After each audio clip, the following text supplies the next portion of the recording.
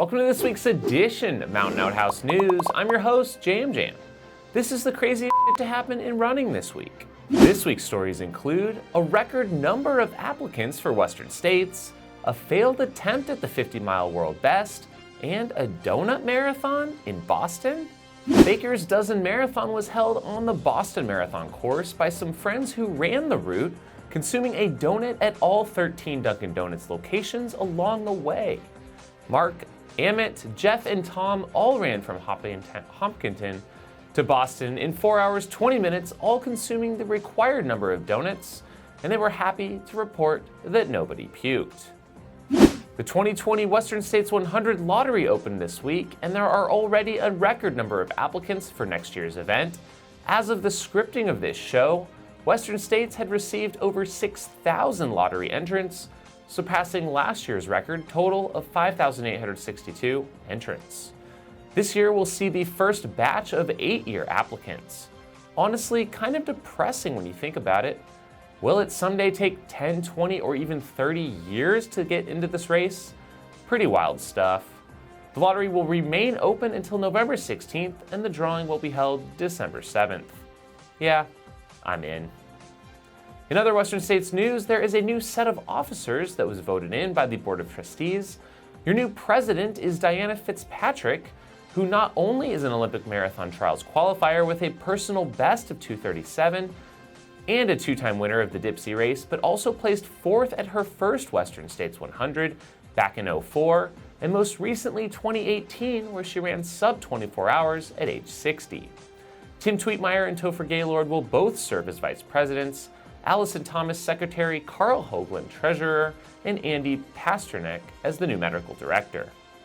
The Tunnel Hill 100 has hosted some blazing fast times over the past couple of years, including Camille Herron's 12:42 world best and Zach Bitter's 12:08, but somewhat quietly has been Mike Bialik's consistent and amazing performances. Let's take a look. Back in 2015, he ran 12:52 here, and has since clocked a 13:02 in 2017, a 12:56 in 2018, and now a 12:59 win this year. It's an incredible string.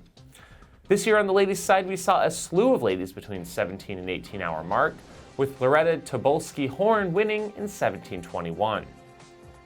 Also at Tunnel Hill, but in the 50-mile, was Zach Ornelas, who was attempting to chase Walmsley's 50-mile world record. He was reportedly on pace through 22 miles, then had an epic stomach crash that left him unable to consume fluids or calories through 41 miles, where he ultimately withdrew in 4 hours, 20 minutes.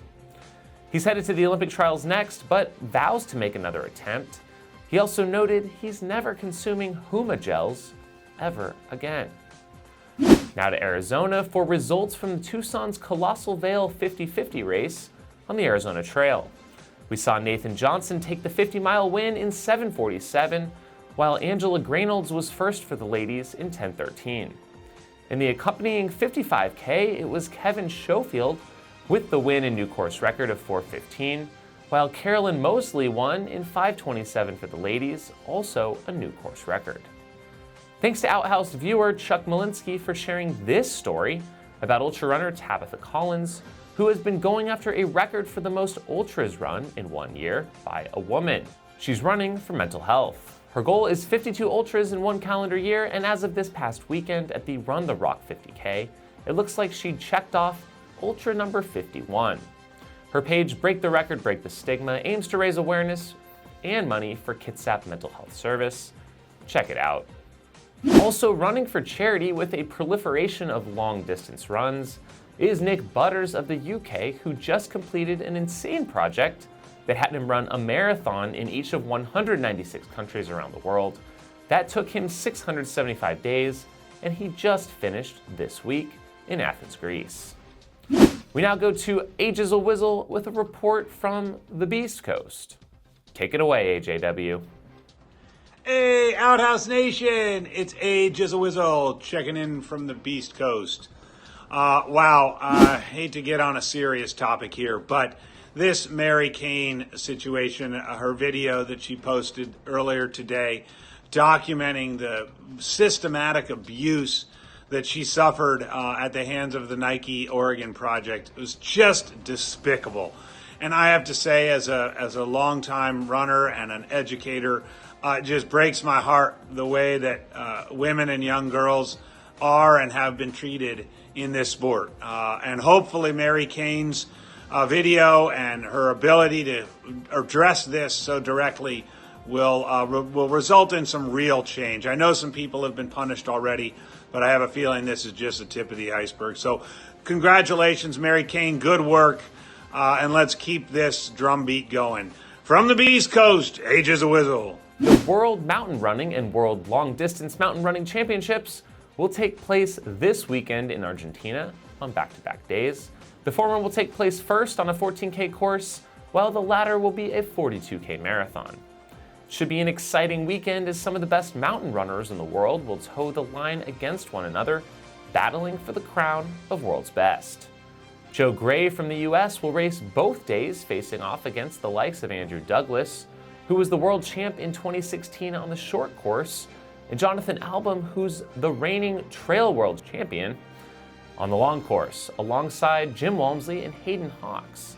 Great to see some of these guys lining up on the world stage, although certainly some of the hype from the North Face 50 will be split down in Argentina. For the women, you'll see some of the top trail runners in the world, ranging from trail world champ Blandine Larondeau, Sheila Aveliz, who won the Skyrunning World Series, and Golden Trail Series champ Judith Wider. Also happening is the North Face 50 in California this weekend, and yes, I'll be back again this year to film some of the action. Who's racing? Well, for the ladies, Claire Gallagher, Anna Mae Flynn, E.O. Wang, Taylor Nolan, Brittany Peterson, Anne-Marie Madden, and more. On the men's side, Jared Hazen will face Matt Daniels, Dylan Bowman, Eric Sensman, Ryan Kaiser, and Sebastian Spieler. This week's Outhouse of the Week comes to us from viewer Chris Bogue. Nice. And with that, thanks for tuning into episode 171 of Outhouse News. The show would not be possible without the continued support of our Patreon contributors, who help with the production of this show each and every week. Join the Patreon crew at the link below for as little as $2 per month.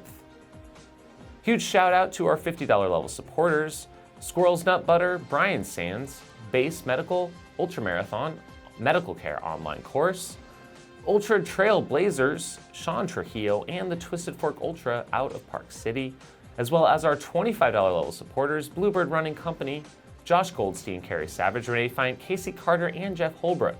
Thanks for checking out the show, and we'll see you next time. If you have crazy stories to share or a question or feedback for the show, please leave a comment below. And finally, if you'd like to own this custom pair of Jam Jam's Rockstar sunglasses, complete with a signed certificate of authenticity, check out the link in the description. Have a shitty week.